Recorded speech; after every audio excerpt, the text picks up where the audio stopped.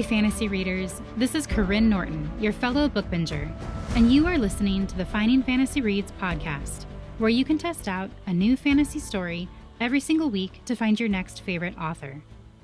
Last month, I experimented by giving you a novella stretched out over 5 episodes.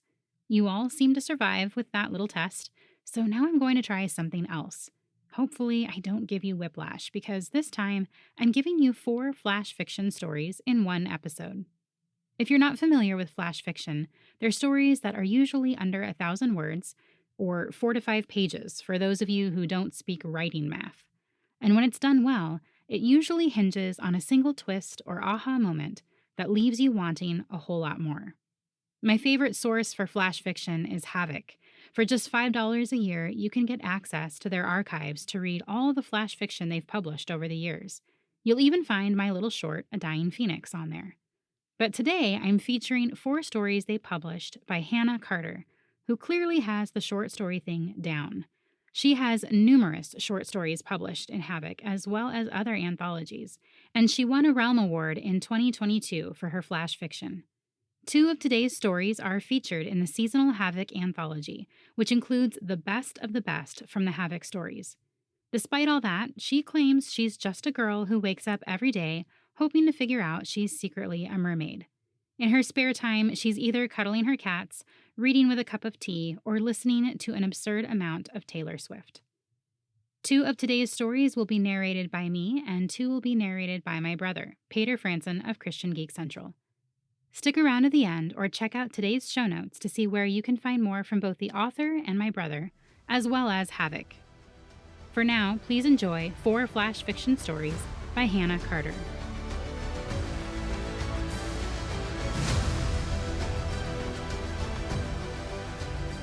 A Death Day to Remember. Ever since his first death day, the day he'd seen his parents slaughtered, Vel had possessed a fascination with mortality. As a result of what he'd witnessed, he had 2 options: either go absolutely bonkers from the atrocities he'd seen that day, or view each death as a celebration, infuse some humor into the occasion, appreciate the deceased, etc. Unfortunately, not everyone appreciated his irreverent antics. Like today. "He murdered that girl." The innkeeper shoved a gnarled finger into Vel's chest. "His kind always cause trouble." The constable with malice-filled green eyes stepped forward. "I suspected as much, filthy elf." Trust me, if I desired to murder someone, I'd do it with flair. All Vel wanted to do was eat his breakfast and continue his vacation in peace. Now he'd stumbled onto a death day. An unexpected surprise, but a welcome one. Stabbed? Please. How blasé. Vel strode around the room. Take our good friend, the innkeeper. He's an awful pig, no offense, so there'd be some great irony in butchering him like one and sticking an apple in his mouth. The innkeeper staggered back. Vel flashed him a radiant smile. Of course, that's all hypothetical. I don't really go around planning how to bump off people. Although for you, Vel gestured to the constable, I'd probably poison you with fenwick acid. Green, deadly, deceptive, just like you. The small breakfast crowd at the inn all began to converse. They should count themselves lucky. They'd only expected some lackluster porridge or eggs to start the day. Instead, they'd found a bona fide murder when they'd come down the stairs. Someone had run to fetch the officer, and then the festivities had begun. "That's enough." The green-eyed constable took out his handcuffs and moved toward Vel. "You're under arrest for interrupting a police investigation and being a suspect in a murder."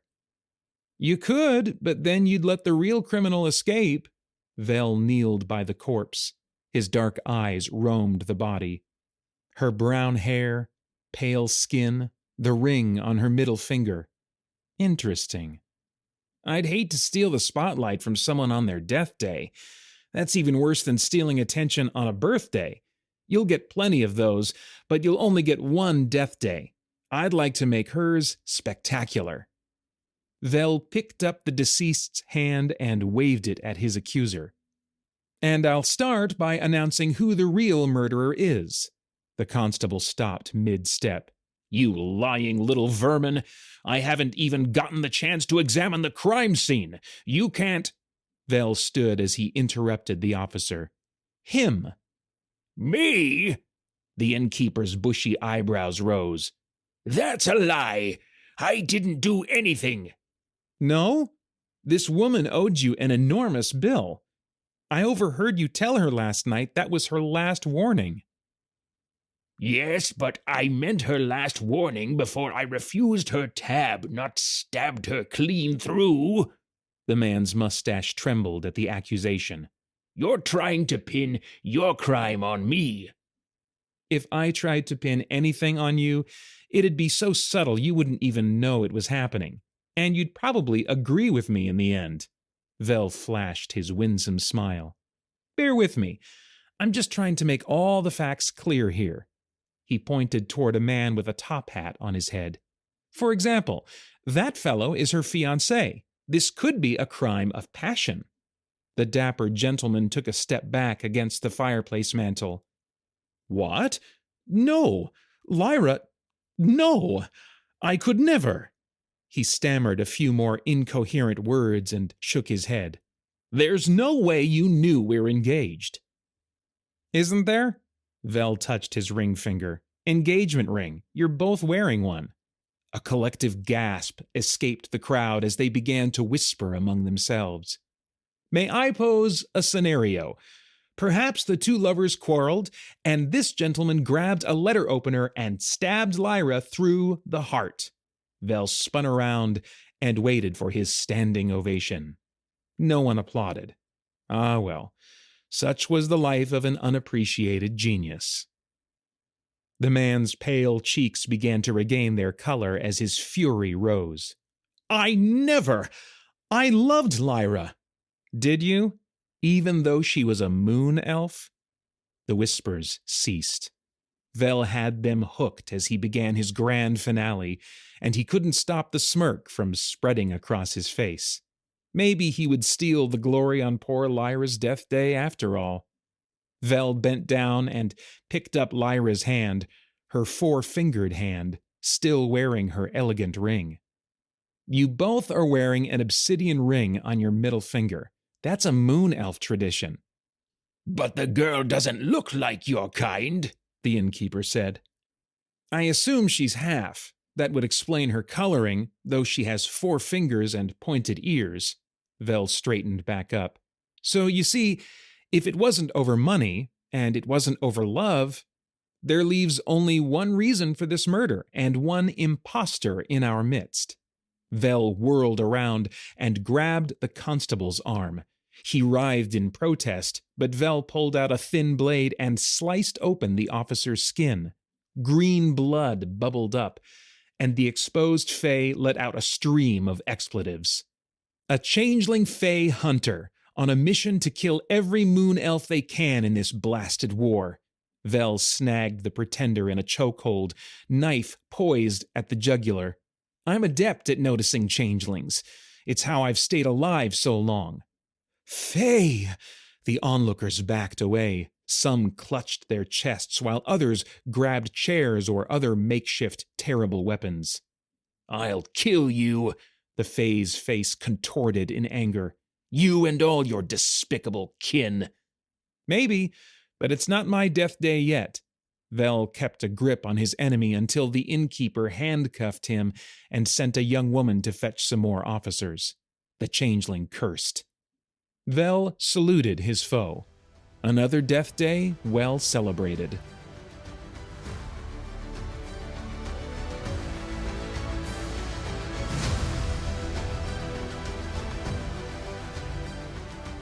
Rumors and Requiems. "You know, you've got this all wrong." Eloisia glared at her unwanted visitor, who'd just burst into her tiny cabin in the heart of Germany's Black Forest and announced his intention to rescue her. The knight in shining armor stood in front of the 12-year-old girl, his jaw slack, eyes bulging. Honestly, She didn't have time for nincompoops. Eloisia returned to her violin and began playing a soft minor concerto while the fireplace crackled behind her. I really do appreciate you braving the perils of the Black Forest to, rescue me, but as you can see, I'm quite fine. The knight made a few incomprehensible noises before he finally sputtered out, Your father? He said you'd been kidnapped. If my father is concerned about my so-called kidnapping, I assure you, it is only because he either misses having me as a readily marriable bargaining chip for political gain, or because he is afraid this will reflect badly upon him. Eloisia glanced up at her would-be rescuer, and then returned to watching her fingers play. I care about neither. Believe it or not, I am happy here. You cannot possibly. Lady Eloisia, there are sentient vines in the Black Forest who strangle any intruders. I've made friends with them. Nymphs who will drown anyone that gets close to their river boundaries. We go swimming every Tuesday after a nice girls' chat. Ghosts who wander here and lead travelers off the paths. I've found they're just trying to invite the living to a nice soiree. I'm not prejudiced against dead people. She lowered her bow, cutting the music off abruptly. If you really have nothing pertinent to add to the conversation, I would advise you to head home quickly. Night will fall soon, and I can't guarantee your safety.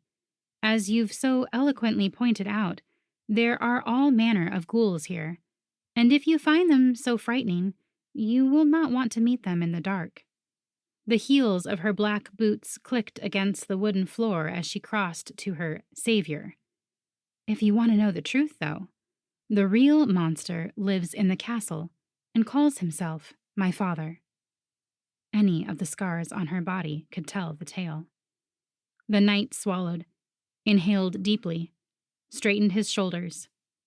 Lady Eloisia, I have tried to be patient with your childish whims, but I really must insist you come with me. You don't want the Knocktrop to find you. Eloisia raised an eyebrow. Oh? Why? Do tell me more. The knight inched closer, casting a furtive glance out the cabin's window. I'm surprised your father hasn't told you about it.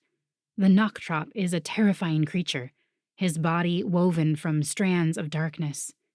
The knight wiggled his fingers toward her. He swoops in and snatches naughty children out past bedtime to take them to his nest in the heart of the Black Forest. What a coincidence. That's where we are. Eloisia tucked the violin back under her chin. You may continue. I think some haunting background music might add to the ambiance. The knight glared at her, but then must have remembered that his reward money depended on luring her home. His expression switched to the wide-eyed naivety that adults often wore to trick imbecilic children into listening. The Knocktrop looks like a giant raven, except it's got no eyes. Just dark, bare sockets that'll kill you if you look right into them. He squinted one eye at her as his voice took on a more menacing tone. And he's got holes in his wings, the wounds from when people have tried to shoot him down in the past. When he gives those wings a rattle, watch out. It'll sound like the bones of 1,000 skeletons banging together, and anyone who hears it will soon come down with a fatal illness. Eloisia clucked her tongue. Forgive me for poking holes in your story. Holes unrelated to those in its wings, I mean. But I doubt it's anyone who hears the rattle of his wings, or whatever you called it. If that were so, wouldn't the Knocktrop need to be deaf as well, or else he'd make himself eternally ill? No. I think the far more rational answer is that he can make anyone he wishes ill with a rattle of his wings. There you go. I've fixed your story for you. The knight's eyes narrowed into slits, but only for a second. Yes, whatever. Anyway, he swoops in for those naughty children out past dark, and snatches them right up. He made a catching gesture right in front of Eloisia's face. She didn't flinch. Then he takes them back to his nest and eats them, limb by limb. Oh dear. Is there any warning of his coming? Only two. You'll hear the shake of those dreaded wings, and then the scrape of his claws as he moves toward you. The knight shuffled forward with arms outstretched. Really? Eloisia wrinkled her forehead. How odd, then. The knight paused. What's odd? Oh, nothing really. Eloisia cut off her melody with one sharp dissonant chord. It's just the knock-trop is behind you, and I didn't hear the flapping of the wings or claws scraping against the floor. The knight paled. His knees quivered as he turned around and found himself face to beak with the 7-foot-tall creature of nightmares he'd described. A scream ripped from his throat. His eyes rolled back in his head, and he collapsed to the floor. Dead or unconscious, Eloisia couldn't tell. The knock-trop glanced at the lump on their floor and stepped over the prone man. Another one of your father's guards, I see. No matter. I won't let anyone hurt you again. I know you won't, Gooter Knock-trop. Eloisia started playing again, this time Vivaldi's Winter Suite. She smiled up at the creature of nightmares that had snatched her from her nursery one beloved night. Welcome home.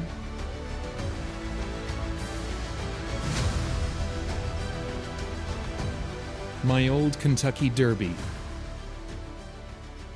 Leave the dead to their derby, and they'll leave the living to theirs. The ghosts don't hurt anyone. They come, celebrate, and leave at midnight once a year. The horse races mean a lot to folks around here. That's what the old hillbilly had said as he pumped Reynolds's gas. But leaving ghosts alone was hard to do as a paranormal investigator, exorcism division. Reynolds shuffled through the crowd as ragtime music drifted on the wind, carried from a bandstand. Smoke lingered in the air, thick as fog. From the announcer box, a man in a waistcoat jacket leaned over a microphone until his handlebar mustache almost touched it. At the gates, ladies and gentlemen, we have Man-O-War, a familiar favorite. The fast-talking radio announcer continued his string of names. Kingcham, Sir Barton, Seabiscuit, Citation, and Secretariat, among others. They numbered 20 in all, the pride and joy of bygone racing eras. Reynolds lifted a cigarette to his lips as a girl with a feather in her hat sashayed past. The fringes on her flapper dress shook as she batted her eyelashes at him. He flicked the ashes onto the ground. The red embers, as vibrant as the atmosphere, burned in bright contrast to the ghostly surroundings. He couldn't let a dead girl distract him. Again. This your first time at the Kentucky Derby? A woman sporting a sensible suit and a wide-brimmed hat settled next to him on the railing. She toyed with the short ends of her hair, framing her round cheeks. Reynolds admired her out of the corner of his eye. She didn't look like a poltergeist that wanted to eat his soul after their date. A man would only make that mistake once. Yes, ma'am. She smiled. Welcome. It's always the event of the season. Reynolds nodded. The greatest 2 minutes in sports, I hear. Are you betting tonight? My money's on Seabiscuit. She pointed to the once bay thoroughbred. It's surreal, getting to see him race in person. I just wish my brother was here, but he's working under FDR's New Deal. Sorry to hear that. Reynolds took a puff of his cigarette. Maybe you'll be reunited soon. He flicked more ashes onto the ground. Wherever they hit, the ghostly gray faded, revealing the bluegrass underneath. If he circled the racetrack, this whole Kentucky Ghost Derby ordeal would be over. So why did he hesitate? Why did he let this nostalgia tug at his heartstrings? Behind him, souls crowded in, singing along to My Old Kentucky Home at the top of their lungs. Leave the dead to their derby, and they'll leave the living to theirs. What's your name? His pretty guest continued. He shouldn't fraternize, but... Reynolds. I'm Eliza. She held out her hand. Look, the race is about to begin. The horses pawed the ground, kicking up clumps of dirt. The jockeys shifted on their mounts, expressions inscrutable behind their goggles. The band reached a climax, and a gunshot pierced the air. The horses burst out of the gates, and the crowd's cheers swelled over the music. It means a lot to folks around here. Beside him, Eliza cheered on her steed. Tears glimmered in her eyes, like her hope for her brother living on even though she didn't. Reynolds cleared his throat and tucked his cigarette into his mouth. He just wished he could blame the sting of his eyes on that instead of any show of emotion. Oh! Oh! Eliza clasped her hands together as Seabiscuit rounded the curve first, just a neck ahead of Man-O-War. He's doing it! The hoofbeats increased their frenzied pace. Reynolds imagined none of these Lexington legends wanted to lose, but there could be only one winner of the Derby. Seabiscuit's lead shortened. Eliza gasped. The horse's lead lengthened. She cheered. They don't hurt anyone. The Derby was too big, his boss had said. If the ghosts tried to escape, Lexington would be doomed. Reynolds ought to finish the job and go. He shouldn't be so enamored by the atmosphere, by Eliza. Seabiscuit crossed the finish line a nose ahead of Man-O-War. He did it! Eliza cried. He did it! She grasped Reynolds' face and planted a kiss right on his lips, like a gentle brush of wind against his skin. Breathless, she pulled back, her hat askew. Her eyes widened, like she realized her impropriety. I am so sorry. Don't be. Reynolds cleared his throat and rubbed his flushing face. I hear this race means a lot to people. Emotions are bound to run high. He could hardly hear their conversation over the wild music and cheers as people rushed the gates to get a glimpse of their champion. My brother, he will be so excited. He might get to come home with these winnings. She chattered about what her family might do with the money, what they must be thinking. Her love and excitement almost made Reynolds choke up once more, though it could have been smoke inhalation. I'm very happy for you, ma'am. He dipped his head and shuffled his feet. They disappear at midnight. He only had a few more minutes to exercise this bandstand of people forever, Eliza included, or risk them going rogue one day and escaping into the real world. She hugged her winning ticket to her body. Tears sparkled on her cheeks. You have no idea how much this means to me. Drat. With a sigh, Reynolds flicked his cigarette onto the ground and extinguished it with his leather shoe. Perhaps the old hillbilly had been right, or maybe Reynolds had succumbed to his weakness for pretty girls once again. I think I do. Reynolds tipped his fedora. I'm glad you enjoyed it. She beamed. You too. Go find your brother. Reynolds nodded his head as the clock struck midnight, and Eliza and the ghostly Derby began to fade. I'll see you next year.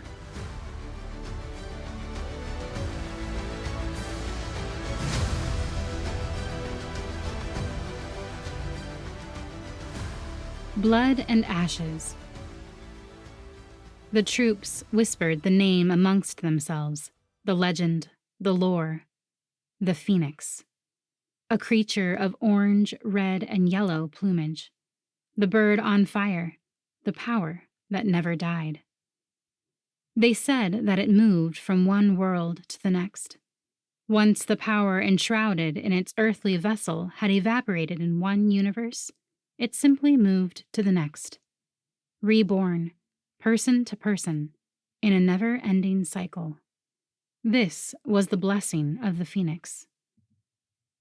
Centuries had passed since our paltry world had been gifted by the creature.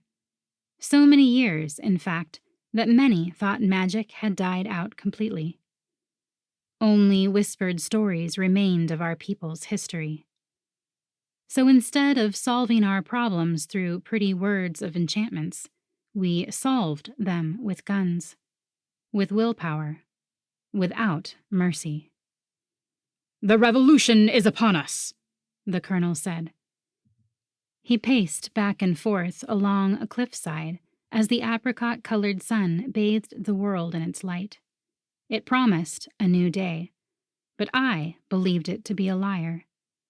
"With the death of your family, monarchies die with them. When your blood is spilled, it will prove to the world that you are no more fit to rule than your ancestors before you. There is no God-given right of one unworthy family to control everything because of bloodline." I bowed my head, but not out of an act of deference. I bowed because the traitor held my sister by her long auburn hair. "You speak such great promises, Ariel," Marissa whispered. "Don't." I cursed my inability to keep silent. I could train my body to obey, but to tame my tongue? Impossible. Even now, the words burned in my throat. You offer no reprise. You throw off a monarch for a dictator who will fatten you with empty pledges of money that will only strengthen his own coffer. How could these soldiers not see through this charade? How could they think that death could ever bring life? Did they really think that our beloved country could rise from the blood and ashes, like the phoenix itself, like the creature emblazoned on our national flag? Their tenuous and false hope was more mythical than the being itself. Exile us, strip us of our throne, take our jewels or money, but please don't murder my family. I lifted my eyes to my captor. His grip tightened on Marissa. I glanced at my parents and my brothers in turn, imploring them to agree with me. "My daughter speaks the truth," Papa finally said. "We will give you everything you want." I dug my fingers into the dirt and clenched my eyes shut. I imagined hurling the soil at the colonel's face before clawing at him. I pictured him bleeding and screaming for clemency at my feet. My family would be aghast to know I harbored such thoughts. The images came unbidden, but not unwelcome. They boiled beneath my skin, churning my blood until I might burst. "What I want," the colonel hissed, "is to know that my hand exterminated the last of your filth, that I won the war." A crack burst past my ears. The scent of gunpowder pervaded the air. Papa fell. The world seemed to tilt as gunfire exploded near my face. Body after body thudded to the ground. Papa, Mama, Marissa, my brothers, Omir, Alexander, Tiberius. Pain erupted in my stomach. I crumpled, and my blood mixed with the very dirt I'd imagined throwing in our captor's eyes. The weak screams of my loves, their moans and cries faded as the world around me grew dark. We could not die like this. The certainty of that thought sparked in my heart and exploded outward, through every vein, with every struggling pulse of my heart. The pain seeped out of me. The metallic taste of blood faded, too. My eyelids fluttered closed, their weight too much to bear. Death. No, I would not let it be. The agony of the bullets tearing through my flesh was faint in comparison to the new power that restarted my heart. It felt like my whole being had been tossed into an inferno from the inside out. I flung my arms out wide as fire burst from every pore, as hot as my rage, scorching my blood. Flames leapt at my command and filled the air, trapping my family's murderers at the edge of the cliff. My fury enveloped them all until only charred ashes remained, whipped into the air by my magnificent orange wings. Only the colonel remained. His eyes grew so wide, reflecting my fiery vengeance. "Phoenix," he whispered, "you exist." Yes. I rose off the ground, my newfound wings as natural to me as my hands and feet. But you? No more. I swooped at him and gathered Marissa's broken, bloodied body into my arms. As the flames devoured the colonel, I sheltered both of us in a cocoon of fiery feathers until our enemy's screams ceased. I rose to my feet, but my heart contorted as I surveyed the slaughter around me. I positioned Marissa's corpse as gently as I could next to the rest of my family. Why me? I reached back to my shoulder. My blood ran hot in my veins as I touched the hands of each of my family in turn. When I touched Marissa, the dam inside of me broke. I doubled over and clutched her blouse. What good are powers if they only preserve me? I can't live in a world without you. My tears dampened Marissa's cheeks, and her face began to glow.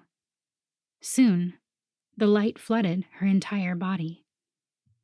She wheezed and coughed as her lacerations began to mend, as if stitched together by the fingers of an invisible seamstress. "Marissa!"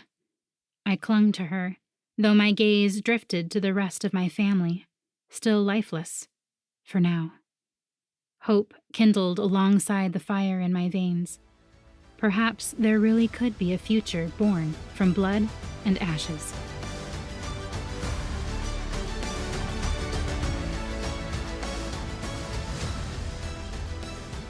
I hope you enjoyed listening to Hannah Carter's flash fiction stories, narrated by Paeter Frandsen of Christian Geek Central and Karyne Norton. If you want to read more by Hannah Carter, find her on Instagram at Mermaid Hannah Writes. Be sure to look out for her series, The Atlantis Trilogy, which includes The Depths of Atlantis and A Twist of Tides so far. If you enjoyed listening to Paeter narrate the stories, you might also enjoy listening to his podcast, Christian Geek Central, where he discusses movies, video games, and all things enjoyed by self-proclaimed geeks from a Christian worldview. I'm always on the lookout for more stories for the podcast. There's a strange ebb and flow to the way they come to me. Sometimes I'm inundated with options, and other times I'm frantically looking for a new story. At the time of recording this episode, I'm in a frantic mode, but I record these episodes so far out, by the time you hear it, I might not be. The point is, it's always a good time to submit a story or to nominate a story you read and loved, because eventually I'll need it. Check out the contact page on the website where you can find an application form for authors, as well as a contact form for readers. I can't guarantee every nomination or application will be featured, because there's only one per week, and I'm aiming to give you guys the best of everything I find. But I do look at every single application and nomination, whereas the random stories I download on my Kindle often get lost. Seriously, I need to organize my Kindle better. If you have tips on how to do that, please send them. As always, I will have links for all the sites I mentioned in the show notes. Thank you all for listening, and happy reading.